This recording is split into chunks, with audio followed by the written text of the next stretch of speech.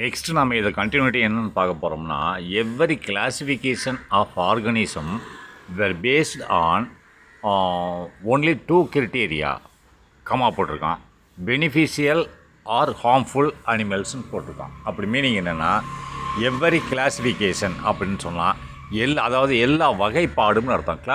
Classify தம் அப்படின்னு ஒரு material கொடுத்துட்றாங்க. மொத்தம் உங்கள்கிட்ட பொருளை பூரா கசன்னு டீச்சரை வச்சுட்டு போயிடுறாங்க. ஆல் ஸ்டூடெண்ட்ஸ் கிளாஸிஃபை இட்னு சொல்கிறாங்களா, இதை வகைப்படுத்துங்க அப்படின்னா என்ன அர்த்தம்? ஒவ்வொரு பொருளையும் தனித்தனியாக வைக்கிறது. இப்போ பென்சில் அப்படின்னா பென்சிலை பூரா தனியாக வைக்கிறது, பேனா பூரா தனியாக வைக்கிறது, புக்குனா புக்கை பூரா தனியாக வைக்கிறது, பேக்குன்னா பேக்கை பூரா தனியாக வைக்கிறது. அதான் கிளாஸிஃபை, வகைப்பாடு செய்தல். எனக்கு சொல்லிக் கொடுத்துருக்கேன் பார்த்துக்கோங்க. எவ்வரி கிளாஸிஃபிகேஷன் ஆஃப் ஆர்கனிசம் அப்படின்னா உயிரினங்களின் ஏர்லினா முந்தைய ஆரம்பகால, ஏர்லினா ஆரம்பகாலன்னு சொல்லலாம், முந்தையன்னு சொல்லலாம். அப்போ ஏர்லி கிளாஸிஃபிகேஷன் ஆஃப் ஆர்கனிசம் அப்படின்னா ஆர்கனிசம்னா உயிரினங்களின் வகைப்பாடு, ஆரம்பகால வகைப்பாடுன்னு சொல்லுவாங்க. அதாவது ஏர்லி கிளாஸிஃபிகேஷன் ஆஃப் ஆர்கனிசம்னா ஆரம்பகால உயிரினங்களின் வகைப்பாடுன்னு சொல்லுவாங்க. வேர் பேஸ்டு ஆன், அது எதை சார்ந்திருக்கிறது? இவைகள் பேஸ்ட்னா சார்ந்திருக்கிறது. எதை சார்ந்திருக்கிறது? ஆன் ஒன்லி டூ கிரிட்டீரியா அப்படின்னு சொல்கிறோம். அப்போ டூ கிரிட்டீரியான்னு சொன்ன என்னது? கிரிட்டீரியா அடிப்படைகள், ரைட்டா? இது இரண்டு அடிப்படைகளை சார்ந்திருக்கிறது. எது அப்படின்னு பார்த்தா உயிரினங்களை வகைப்பாடு ஆரம்ப காலத்தில், முன்னொரு காலத்தில், ரொம்ப காலத்துக்கு முன்னாடி உயிரினங்களை பிரிப்பது, பெயர்களை பிரிப்பது. உயிரினங்களை பிரிப்பது நீ இங்கே நில்லுன்னு பேர் வச்சா தானே நம்ம படிக்க முடியும். ஒரு பேர் சிங்கம், புலி, கரடி எதுக்குமே பேர் தெரியாது. அது எந்த இனம் மொத்தமாக வந்து முன்னாடி நின்னா நீ என்ன பண்ணுவ? ஹவு டு ஐடென்டிஃபை தம்?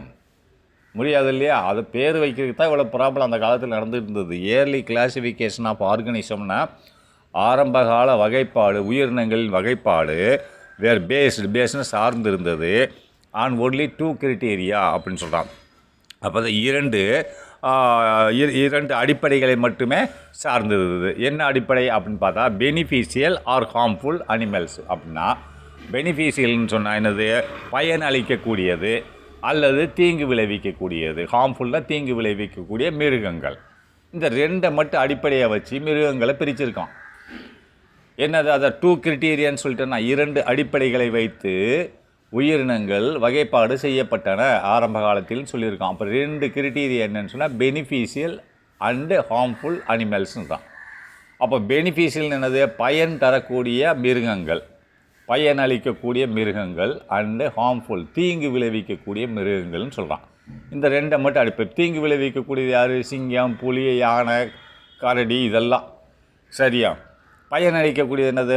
ஆடு, மாடு, கோழி, இதெல்லாம் நாய், இதெல்லாம் நம்ம வீட்டு சுற்றி இருக்குது, இதெல்லாம் நம்மளுக்கு பயன் கொடுக்கும். சிங்கம் பயன் கொடுக்குமா? கொடுக்காது. சாப்பாடு போட்டேன்னா கடிச்சு தின்னு கொண்டு விடும் நம்மளை, ரைட்டா? அப்போ இந்த ரெண்டு கேட்டகரியை மட்டும் வச்சு பெனிஃபிஷியல் ஆர் ஹார்ம்ஃபுல் அனிமல்ஸ் அப்படின்னா இந்த இரண்டு, பயனளிக்கக்கூடியது இல்லை தீங்கு விளைவிக்கக்கூடிய, இந்த ரெண்டு மட்டும் அடிப்படையாக வைத்து உயிரினங்கள் பிரிக்கப்பட்டன, ரைட்டா? சரி, next an ancient classification systems recognize 5 animals groups: domestic, wild, creeping, flying and sea animals. அப்போ ஆன்சியன்ட்னா முன்னொரு காலத்தில் உள்ளது, ரைட்டா? முன்னொரு காலத்தில் இருந்தது. ஓடிப்பிச்சா? ஆன்சியன்ட் கிளாஸிஃபிகேஷன் அப்படின்னா வகைப்பாடு, முன்னொரு அதாவது பழங்கால வகைப்பாடுன்னு சொல்லுவோம். ஆரம்ப கால வகைப்பாடு தான் முன்னொரு காலத்தில்னு சொல்லுவாங்க. பழைய வகைப்பாடு ஆன்சியன்ட்னா பழையதுன்னு சொல்லுவாங்க, ரைட்டா? ஆன்சியன்ட் டைம்ஸ்னு சொல்கிறால அப்படின்னா பழைய காலத்தில்னு சொல்லுவாங்க. ஆன்சியன்ட் கிளாஸிஃபிகேஷனாக பழைய கால வகைப்பாடு அமைப்பானது. முன்னொரு காலத்தில் மிருகங்களே எல்லாத்தையும் வகைப்பாடு பண்ணி வச்சுருக்கான். இதுக்கு இந்த வகையை சார்ந்ததுன்னு சொல்லிட்டு அதான் சொல்கிறான். ஆன்சியன்ட் கிளாஸிஃபிகேஷன் சிஸ்டம் அப்படின்னு சொன்னால் பழைய கால வகைப்பாடு அமைப்பானது ரிகக்னைஸ்டு அங்கீகரித்தது, ரைட்டா? எதை அங்கீகரித்தது?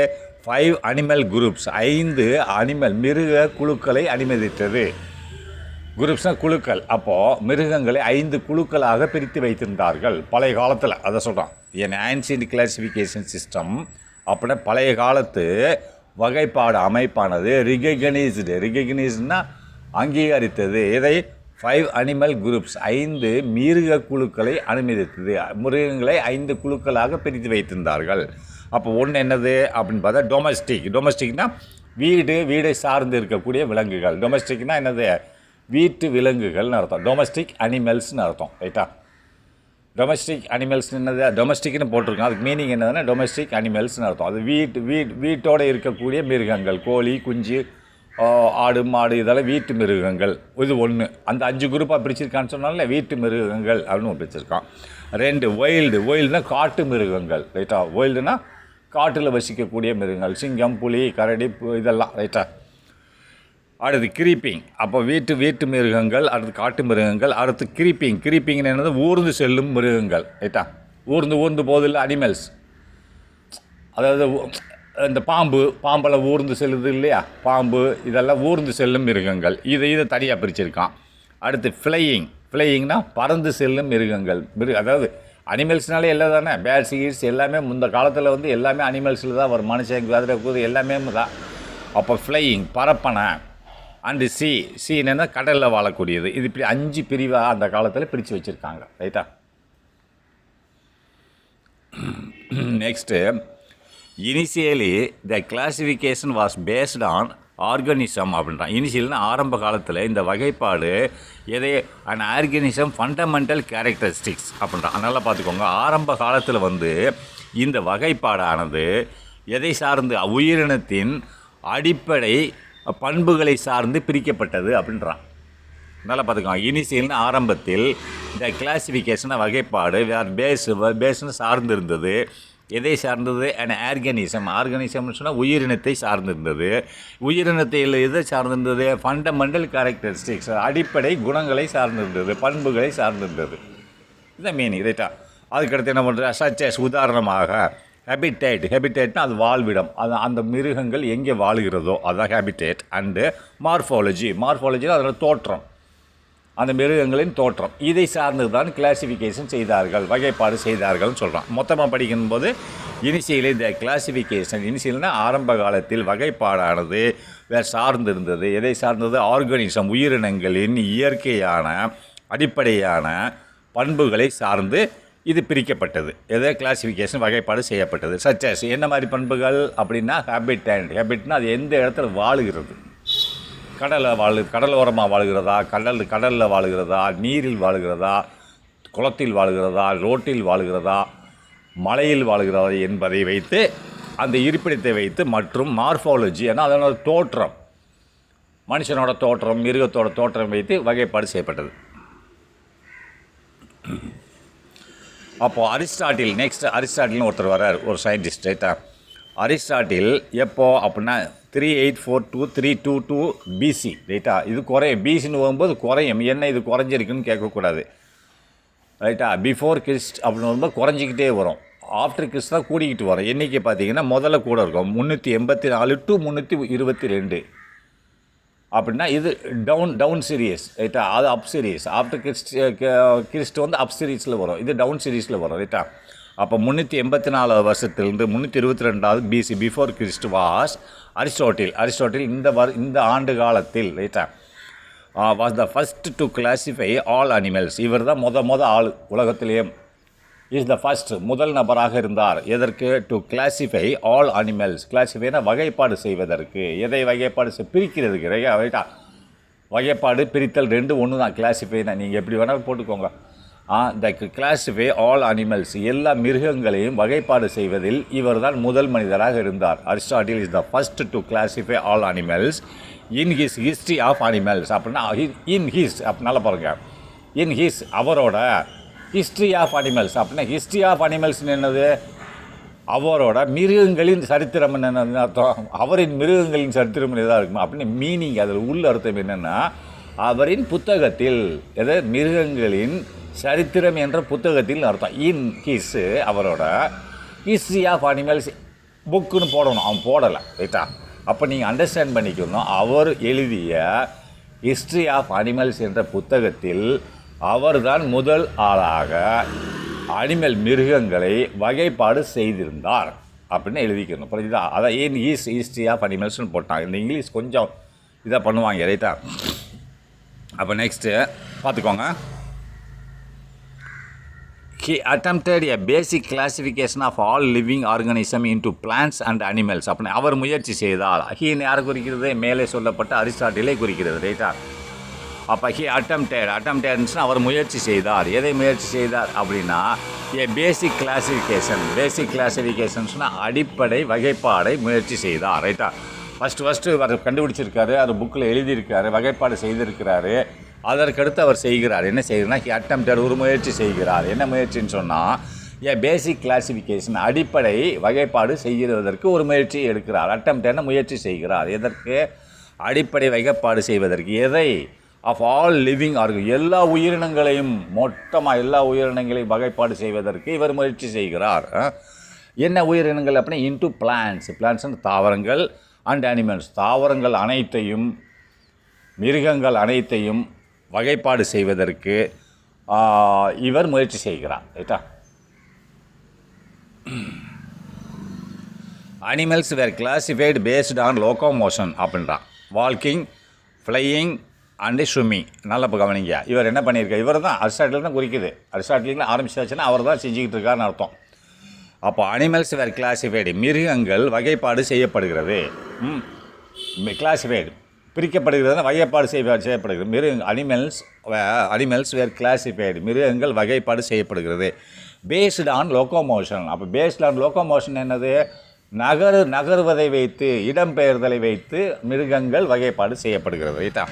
அதாவது வகைப்படுது இதை வந்து இயக்கம். ரைட்டா? லோகோமோஷன் சொன்னால் அதாவது பேஸ்டு ஆன் லோகோமோஷன் சொன்னால் இயங்குதல். ரைட்டா? லோகோமோட்டிவ்னா இயங்கக்கூடிய ஒரு பொருள்னு சொல்கிறோம் இல்லையா? இயங்கும்னது தன் இடத்தை விட்டு இன்னொரு இடத்துக்கு போகிறது, நகர்ந்து செல்வது. ரைட்டா?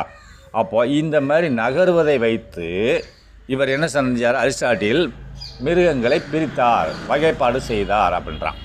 Animals were classified based on locomotion சொன்னால் அனிமல்ஸ் மிருகங்கள் பிரிக்கப்பட்டன, அதாவது வகைப்பாடு செய்யப்பட்டன. கிளாசிஃபைடு வகைப்பாடு செய்யப்பட்டன பேஸ்டு ஆன் லோகோமோஷன்னா இயக்கத்தை சார்ந்து, அதாவது மிருகங்களின் இயக்கத்தை சார்ந்து, இல்லைன்னா நகர்வை சார்ந்து, இல்லைன்னா இடம்பெயர்தலை சார்ந்து இவைகள் வகைப்பாடு செய்யப்பட்டன. உதாரணமாக வால்கிங்னா நடந்து போகிறது. அப்போ இடம்பெயர்வாகுதா? நான் இங்கேருந்து அங்கே வேறு இடத்துக்கு போகிறேன், இடம்பெயர்வாகுது. அப்போ என்ன போட்டிருக்கான்? வால்கிங்னு போட்டு டெரஸ்ட்ரியல்னு போட்டான். பிராக்கெட்டில் என்ன போட்டிருக்கான்? வால்கிங் அப்படின்னா நடந்து செல்லுதல், இது இடம்பெயர்தல். டெரஸ்ட்ரியல்னு போட்டு டெரஸ்ட்ரியல்னா நிலத்தில் நடந்து செல்லுதல். என்னது? அப்போ டெரஸ்ட்ரியல்னு போட்டான். அடுத்து ஃப்ளையிங்னு போட்டு ஏரியல்னு போட்டிருக்கான். ஏரியல்னு என்னது? ஆகாயம்னு அர்த்தம். ஃப்ளையிங் பறந்து செல்லுதல், நடந்து செல்லுதல் நிலத்தில். இது என்ன? லோகோமோஷன். இடத்தை மாற்றுறான் இல்லையா? அதாவது இயங்குதல் நடந்து செல்வது. அப்போ ஃப்ளையிங்னா பறத்தல். எங்கே? ஏரியல் ஆகாயத்தில் பறத்தல். அண்டு ஸ்விம்மிங்னா அக்காஸ்டிக் அப்படின்னா அக்காட்டிக்னு என்னது? நீர்னு சொல்லியிருக்கேன் இல்லையா? ஸ்விம்மிங் எதில் பண்ணுறாங்க? நீர். ஸ்விம்மிங்னா நீச்சல் அடிக்கிறது. இதில் அக்வாட்டிக். அதில் நீச்சல் அடித்து உள்ளே போனாலும் என்ன அர்த்தம்? இடம்பெயர் தான் அர்த்தம். அப்போ மீன்கள் எல்லாம் எதில் இருக்குது? கடலில் நீச்சல் அடித்து தான் போகுது. அப்போ அது பிரிக்கிறார் இப்படி. ஸ்விம்மிங் யார் பண்ணுறாங்க? பறக்கிறது யார் பறக்கிறாங்க? யார் நடக்கிறாங்க? இந்த மூன்றையும் வைத்து இவர் மிருகங்களை கிளாசிஃபை செய்கிறார். இப்போ பறப்பனா யார்? புறா, காகம், சிட்டுக்குருவி, அந்த குருவி, இந்த குருவி. ஆனால் பறக்காத குருவியும் இருக்கிறது. அதுதான் ப்ராப்ளமே அவருக்கு ஏற்பட்டுச்சு. என்னது? அரிஸ்டாட்டிலுக்கு என்ன ப்ராப்ளம் ஏற்பட்டுச்சுன்னா வகைப்பாடு செய்யும்போது தோல்வியடைகிறதுக்கு காரணம் என்னென்னா பறப்பனை எல்லாமே பறவைகள் இனமாக வச்சுட்டார். தண்ணியில் போகிறது எல்லாத்தையும் மீன்கள் இனமாக வச்சுட்டார். நடக்கிறது இல்லாத அனிமல் இனமாக வச்சுட்டார். ஆனால் சில பறவைகள் பறக்காது, ஆனால் பறவைகளில் தான் வருது. அப்போ அது ஃபெயிலியர் தானே. அவர் வகைப்பாடு செய்தது முற்றிலும் சரியில்லைன்னு சொல்ல முடியாது, ஓரளவுக்கு சரியில்லை. ரைட்டா? 90% ஓகே, 10% அங்கே இடைவெளி இருக்கிறது. எப்படி நம்ம கெமிஸ்ட்ரியில் போகும்போது பீரியாடிக் டேபிளில் எலிமெண்ட்ஸை வந்து யார் ரஷ்யன் சயின்டிஸ்ட் தான் ஃபஸ்ட்டு கண்டுபிடிச்சான். அவன் சற்று குறைபாடு வச்சதுக்கப்புறம் தான் பீரியாடிக் டேபிள்ஸ் கரெக்டாக வந்தது. அதான் கண்டுபிடிச்சது ஒருத்தர், அதை ஃபுல் பண்ணது ஒருத்தர். ரைட்டா? அதே மாதிரி இவர் ஆரம்பித்தார், ஆனால் வந்து இவர் சட்டன் குறைபாடுகளோடு வைத்து சென்று விட்டார். ரைட்டா? இதுதான் சொல்கிறான். என்ன சொல்கிறான்னா Aristotle were classified based on locomotion, அதாவது இடம்பெயர்தலை வைத்து அவர் வகைப்பாடு செய்தார். எப்படி நடப்பது ஒரு பிரிவாகவும், பறப்பது ஒரு பிரிவாகவும் நீச்சல் அடித்தல் அது ஒரு பிரிவாகவும் வைத்து வகைப்பாடு செய்தார். ரைட்டா, உயிரினங்களே. சரி, நெக்ஸ்ட்டு.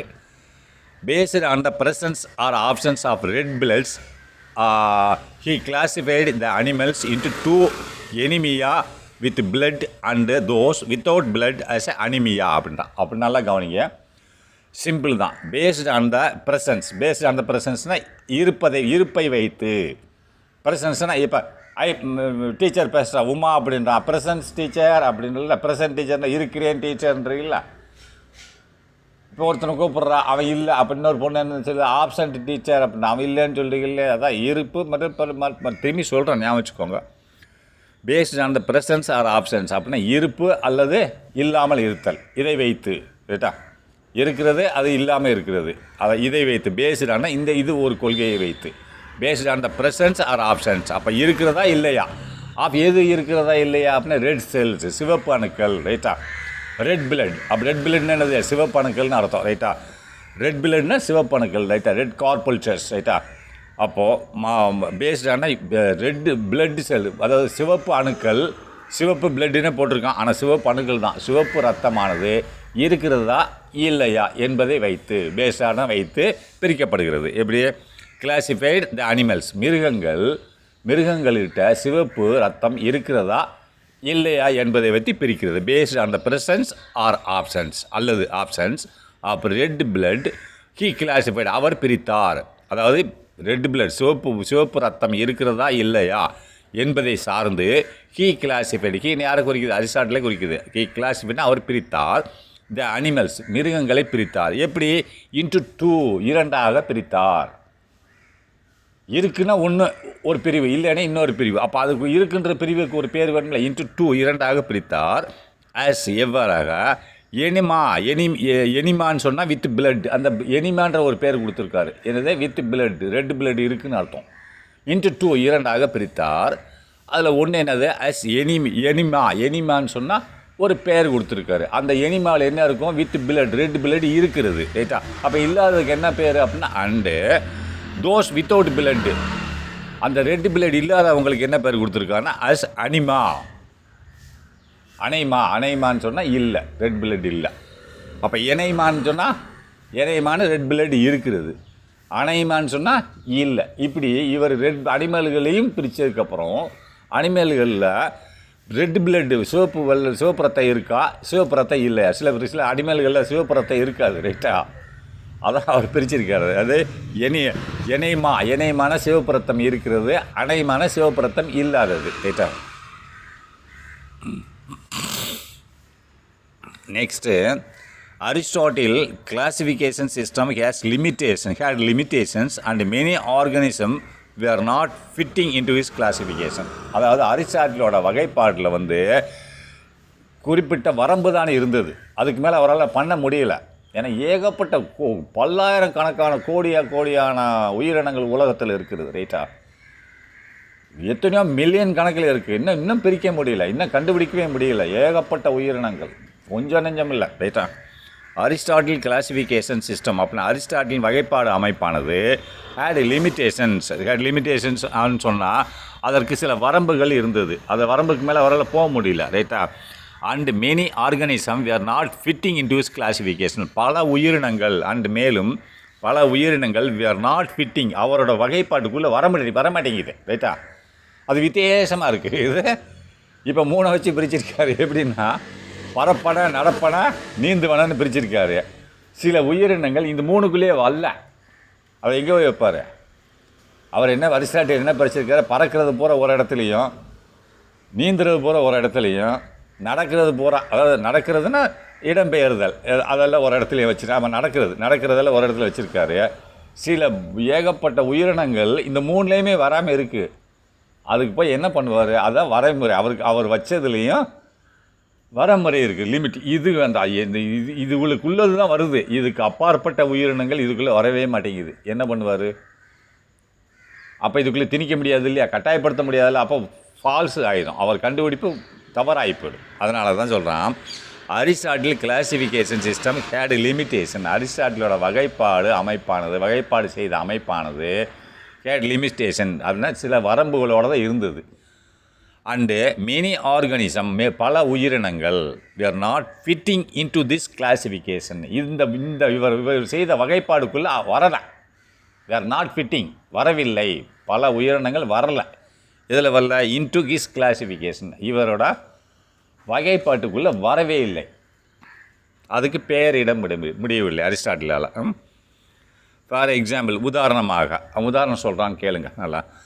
The டாட்போல்ஸ் of frocks. ஃப்ராக்னு என்னது? தவளை. அப்போ டாட்போல்ஸ்னு என்னது அப்படின்னு சொன்னீங்கன்னா, இந்த தவளை குட்டிகள் இருக்கு இல்லையா, தவளை குட்டி போடும் இல்லையா, தட்டை பிள்ளைகள்னு சொல்லுவாங்க. நீங்கள் தண்ணியில் நீங்கள் கிராமத்தில் பிறந்தால் தெரியும் உங்களுக்கு. ஏன்னா அது நான் குளிக்கலாம் போவேன், கிணத்துல குளிக்கும்போது மேலேருந்து குதிக்கும்போது பார்த்திங்கன்னா அந்த கிணத்து சைடில் பாசம் பிடிச்ச மாதிரி இருக்கும், அந்த குச்சியாக இருக்கும். அது பேர் தட்டை பிள்ளைகள்னு சொல்லுவாங்க. அது என்ன செய்யும், மேலே அதுதான் தவளை குஞ்சு மாரி இருக்கும், அதுதான் தவளையாக மாறும். அதுக்கு பேர் டாட்போல்ஸ்னு சொல்லுவாங்க. அது ஃப்ராகு கிடையாது, டாட்போல்ஸ்னால் தட்டை பிள்ளைகள்னு சொல்லுவாங்க. தட்டை பிள்ளைகள் ஃப்ராகோட குழந்தை, ரைட்டா? சின்ன ஃப்ராகுன்னு அர்த்தம். அது வந்து தட்டை பிள்ளைகள்னு சொல்லுவாங்க. அது மேலே இருக்கும், ரைட்டா? இப்போ இதை இவரால் வைக்க முடியல. இது இந்த அரிஸ்டாட்டிலாட இந்த தட்டை பிள்ளையை கொண்டு எங்கே வைக்கிறதுன்னு இவருக்கு தெரியல. ஆனால் அது தண்ணியில் தான் இருக்குது. அது தண்ணியில் போய் தண்ணியில் நீந்துறது தானே. அப்போ நீந்துறதில் அவரால் ஏன் வைக்க முடியலன்னா பெரிய பிரச்சனையே இருக்குது. நான் இப்போ சொல்கிறேன் பாருங்கள். இது அவர் ஸ்விம்மிங் பண்ணுறதில் ஒரு இடத்துல வச்சுருக்காரு. அப்போ இந்த தவளையை வந்து வச்சுட்டாரு. ஆனால் தவளை குஞ்சை வைக்க முடியல அவரால். தவளையை நீந்துறது, ரைட்டா? தவளையை கொண்டு வந்து வச்சுட்டாரு. ஆனால் தவளை குஞ்சை ஏன் வைக்க முடியல அப்படின்ற ப்ராப்ளமே இருக்குது. பாருங்கள் என்னதுன்னா, அதாவது ஃபார் எக்ஸாம்பிள் உதாரணமாக டாட்போல்ஸ்னால் தட்டை பிள்ளைகள், அப்படின்னா தவளை குஞ்சுன்னு அர்த்தம். டாட்போல்ஸ் ஆஃப் ஃப்ராக்னா தவளையின் தட்டை பிள்ளைகள்னு அர்த்தம். டாட்போல்ஸ்னால் தட்டை பிள்ளைகள் ஆஃப் ஃப்ராக்னா தவளையின் தட்டை பிள்ளைகள், அதோட குஞ்சுன்னு அர்த்தம். உதாரணமாக ஆர் பார்ன் இன் வாட்டர், அது தண்ணியில் பிறக்கிறது, ரைட்டா? இந்த தட்டை பிள்ளைகள் எதில் பிறக்கிறது? தட்டை பிள்ளைகள் ஆஃப் ஃப்ராக், அதாவது தவளையின் தட்டை பிள்ளைகள் ஆர் பார்ன் பிறந்தது எதில்? இன் வாட்டர், தண்ணியில் பிறந்துச்சு, ரைட்டா? அண்டு ஹேவ் கில்ஸ்ன்னு சொன்னால் செதில்கள். நம்ம மீனுக்கு செதில் இருக்கு இல்லையா, அந்த செதில் மூலிமா தான் மீன் சுவாசம் பண்ணுது, ரைட்டா? மீன் எப்படி வந்து கடலுக்குள்ளே இருக்கும்போது ஆக்சிஜன் எடுக்கிறது அப்படின்னா, அந்த செதில் இருக்கு இல்லையா, அந்த செதில் சைடு காது மாதிரி இருக்கும், அது செதில்கள் மூலிமா தான் உள்ளே போயிட்டு வந்துட்டு இருக்கும், ரைட்டா? அதான் அதுக்கு பேர் கில்ஸ்ன்னு சொல்லுவாங்க. அண்ட் ஹேவ் கில்ஸ், இந்த தட்டை பிள்ளைகளுக்கு கில்ஸ் இருக்குது, செதில்கள் இருக்கிறது, ரைட்டா? அண்ட் ஹேவ் கில்ஸ், பட் ஆனால் when they metamorphosed into adult frogs. மெட்டமார்ஃபைஸ்னால் உருமாறுதல், ரைட்டா? மனுஷன் பேயாக மாறுறான்ல, பேய் மனுஷனாக மாறுதல் இல்லையா, படங்கள் பார்த்துருப்பீங்க. அது மாதிரி மெட்டமார்ஃபைஸ்னால் உருமாறுதல். அந்த தட்டை பிள்ளைகள் பெரியதான விடனை தவளையாக மாறின உடனே. நல்லா பாருங்கள், தட்டை பிள்ளைகளாக இருக்கிற வரைக்கும் அதுக்கு கில்ஸ் இருக்குது. கில்ஸ்னால் காதில் செதில்கள் இருக்கிறது. மீன் மாதிரி சுவாசம் பண்ண. மீன் வந்து நீ வெளியில் போட செத்து போயிடும். மீனை வந்து நீ தரையில் போட கொஞ்ச நேரம் தான் இருக்கும், அதுக்கு செத்தே போயிடும். ஏன்னா ஆக்சிஜன் வராது. தண்ணிக்குள்ளே இருக்கிற ஆக்சிஜன் தான் அதால் எடுக்க முடியும், காற்றுல உள்ள ஆக்சிஜன் அதால் எடுக்க முடியாது. புரிஞ்சுதா? அது செதில்கள் மூலமாக தான் சுவாசம் செய்ய முடியும். ரெஸ்பிரேட்டரி சிஸ்டம் அப்படி தான் அதுக்கு அமைஞ்சிருக்கு. அதேமாதிரி இந்த தட்டை பிள்ளைகளுக்கு செதில்கள் இருக்கிறது குஞ்சாக இருக்கிறபோது. அதனால் தண்ணியில் பிறந்துச்சு. தண்ணியில் அந்த செதில்கள் மூலமாக சுவாசம் எடுத்தது. அதே தட்டை பிள்ளைகள் மெட்டமார்ஃபிஸ்டு என்னது? உருமாறிய பின்பு. எப்படி உருமாறியதுன்னா தவளையாக மாறிய பின்பு. செதில்களில் அது தரையிலையும் இருக்கும், தண்ணியிலையும் இருக்கும். அப்போ அதால் தரையிலேயே வாழ முடியும். ஏன்னா அதுக்கு லங்ஸ் வந்துடுது. மீனுக்கு லங்ஸ் இல்லை, மீனுக்கு வந்து லங்ஸ் கிடையாது. ஆனால் இந்த தட்டை பிள்ளைகளுக்கு சிறியதாக இருக்கும்போது லங்ஸ் இருக்காது, அது தண்ணிக்குள்ளே தான் வாழ முடியும். புரியுதா? அதால் வெளியில் வந்து வாழ முடியாது. தட்டை பிள்ளைகள் தண்ணிக்குள்ளே தான் இருக்கணும். ஏன்னா அதுக்கு செதில்கள் கில்ஸ் இருக்கிறது. கில்ஸ் இருந்தால் அது மூலிமா தண்ணியில் உள்ள ஆக்சிஜன் எடுத்து தான் வாழ முடியும். ஆனால் அது பெரியதாக மாறிய பின்பு, பெரியதாக மாறிய பின்பு, அதை மெட்டமார்ஃபைஸ்டுனா உருமாறிய பின்பு. தட்டைப்பிள்ளையாக இருக்கும்போது சிறியது, பெரியதான உருமாறுதல், அதாவது உருவத்தை மாற்றிய பின்பு அதுக்கு என்ன வந்துடுது? லங்ஸ் வந்துடுது. இயற்கையிலேயே லங்ஸ் வர ஆரம்பிச்சிருது. லங்ஸ் வந்துச்சுன்னு சொன்னால் நீ காற்றுல உள்ள ஆக்சிஜனை பெற்றுக்கொள்ளலாம் அப்போ இதை கொண்டு எங்கே கொண்டு வைப்பார்? இது எங்கே கொண்டு வைப்பார்? இவருக்கு வைக்க முடியல. அதுதான் ஒரு திணறாரு. கிளாசிஃபிகேஷன் சில இதுகள் உள்ளே வரமாட்டேங்குது, ஒரு வகைப்பாடு செய்ததுக்குள்ளே வரமாட்டேங்குது அப்படின்றாங்கல்ல. அதான் இந்த tadpoles of frogs are born in water, அதாவது தவளையின் டாட்போல்ஸ்கள் தண்ணியில் பிறந்தது. அண்டு ஹேவ் கில்ஸ், அதுக்கு வந்து செதில்கள் இருந்தது, அதை வச்சு சுவாசம் பண்ணி தண்ணிக்குள்ளே. Gills is used in to get oxygen inside the water, ரைட்டா? கில்ஸ் இருந்தது. பட் ஆனால் வென் தே மெட்டமார்ஃபைஸ், தேன்னு எதை குறிக்குது? அந்த டாட்போல்ஸை குறிக்கிறது. அவைகள் உருமாறிய பின்பு, மெட்டமார்ஃபைஸ்னா உருமாறிய பின்பு, இன்ட்டு அடல்ட்னு என்னது? பெரிதாக.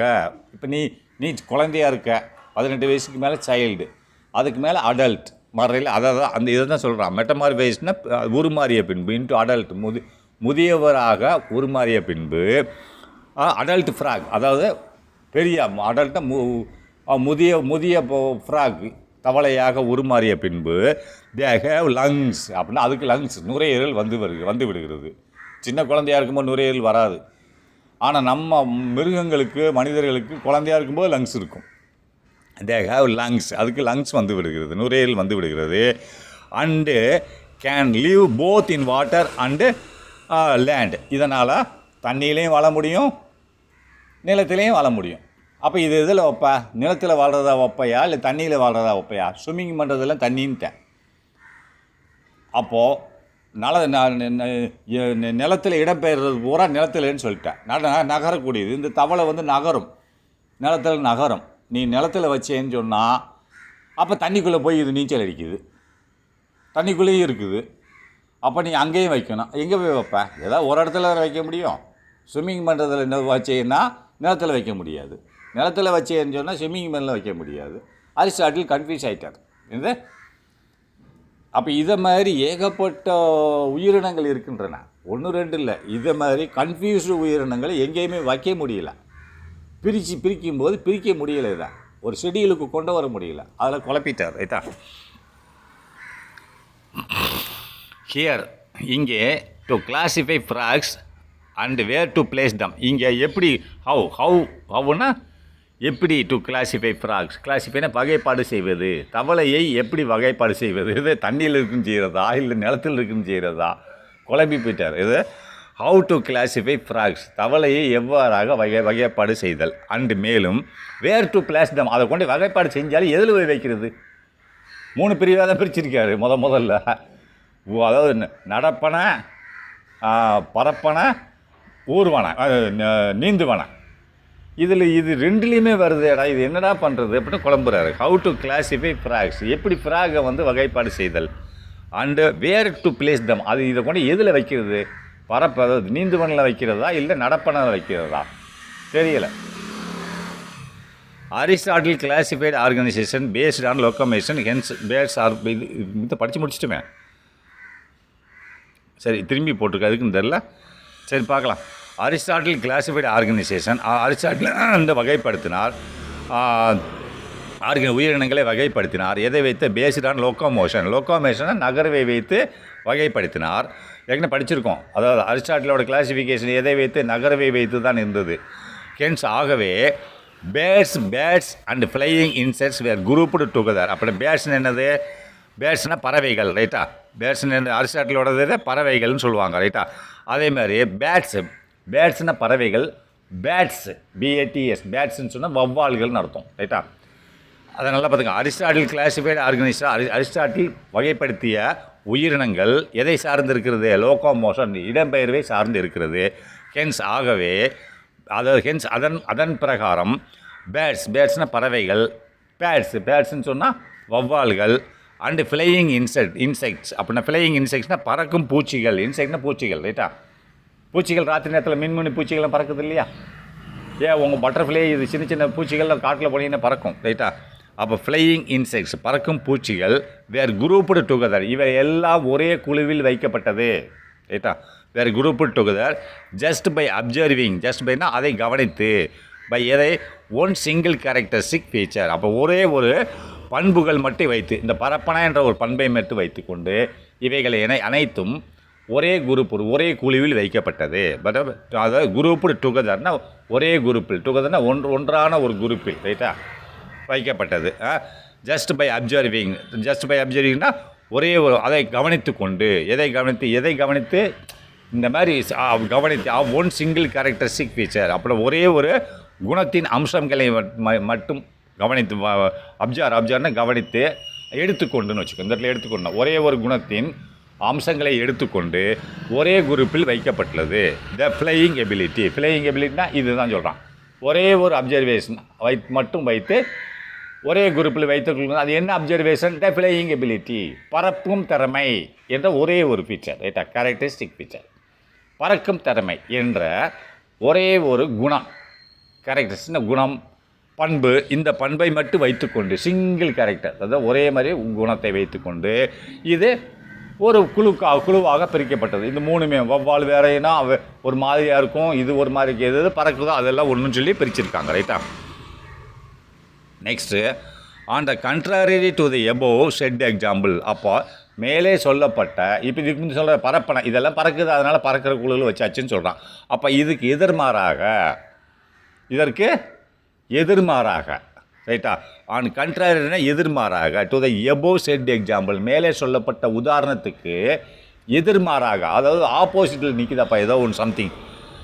பறப்பனை எல்லாம் பறக்கும் குழுவில் வச்சுக்கிட்டோம், ஒரே குழு பறக்கிறதுன்ற குழுவில் வச்சுட்டோம். ஆனால் இதற்கு எதிர்மாறாக ஏதோ சொல்ல வர்றான் பாருங்களேன். அந்த contrary to the above said example, அப்படி மேலே சொல்லப்பட்ட உதாரணத்துக்கு எதிர்மாறாக த ஆஸ்டிச் அதுக்கு எமு அண்டு பென்குயின் அப்படின்றான். அந்த ஆஸ்டிச் அப்படின்றது என்னது? நெருப்பு கோழி ரைட்டா.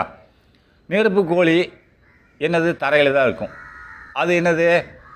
பேர்ட்ஸ் வகையை சேர்ந்தது, பறவைகள் இனத்தை சேர்ந்தது ரைட்டா. அப்போ பறவைகள் எல்லாம் நீ என்ன பண்ணிட்ட? பறக்கிறதுல வச்சுட்ட. ஆனால் நெருப்பு கோழி பறவைகள் இனம் தானே, அது பறக்காத. இதை கொண்டு எங்கே வைப்பா? அரிஸ்டாட்டிலும் குழம்பி போய் தான் இருக்குது. அதாவது நெருப்பு கோழி, பேர்ட்ஸு, வவ்வால்கள், இன்செக்ட் பூச்சிகள், இதெல்லாம் என்ன பண்ணிட்டேன்? பேர்ட்ஸ் பறவைகள்னு வச்சுட்டேன். அதை நீ பரப்பனல் கொண்டு வச்சுட்டேன். ஆனால் இந்த நெருப்பு கோழி இதில் வருது, பேர்ட்ஸில் வருது, பறவைகளில் வருது. ஆனால் இது பறக்காதப்பா. இதை கொண்டு எங்கே வைப்ப? அது போக ரெண்டாவது எமுன்னு என்னது? இது ஒரு பறவைகள் இனத்தில் தான் வருகிறது, ஆனால் இதுவும் பறக்காது ரைட்டா.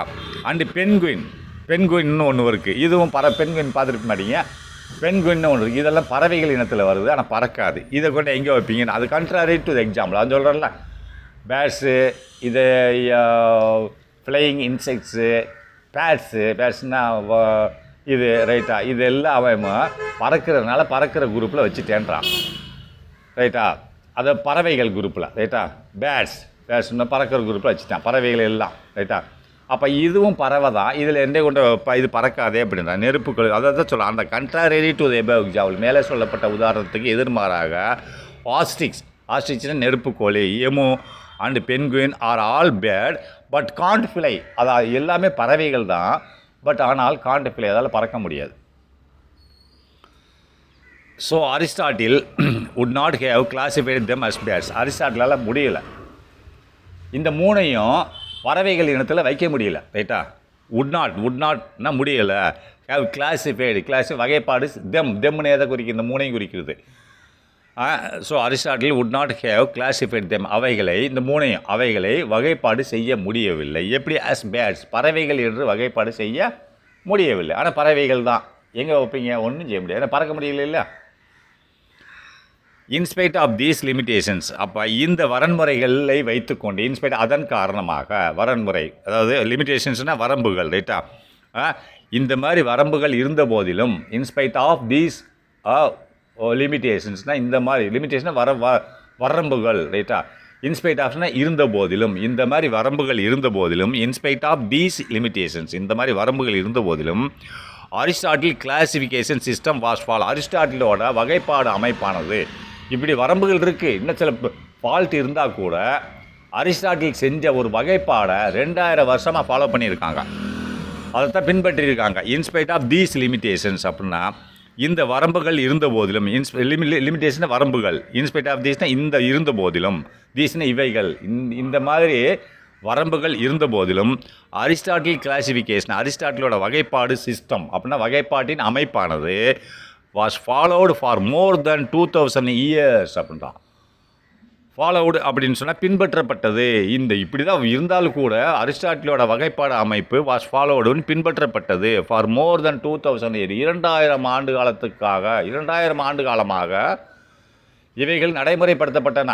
எங்கே எப்போ இருந்து? அப் டு 1700, 1700 வரைக்கும் இவரோட கிளாசிஃபிகேஷன் தான் செல்லுபடியாச்சு. எப்போ? பிஃபோர் கிறிஸ்ட்லேருந்து ஆஃப்டர் கிறிஸ்ட், 1700 ஆஃப்டர் கிறிஸ்ட்னா அப்போ 2000 வருஷம் வரைக்கும் இவர் பண்ண வேலை இதை தான் மக்கள் ஒத்துக்கிட்டு இருந்திருக்காங்க அப்படின்னு சொல்கிறான். சரி, ஓகே.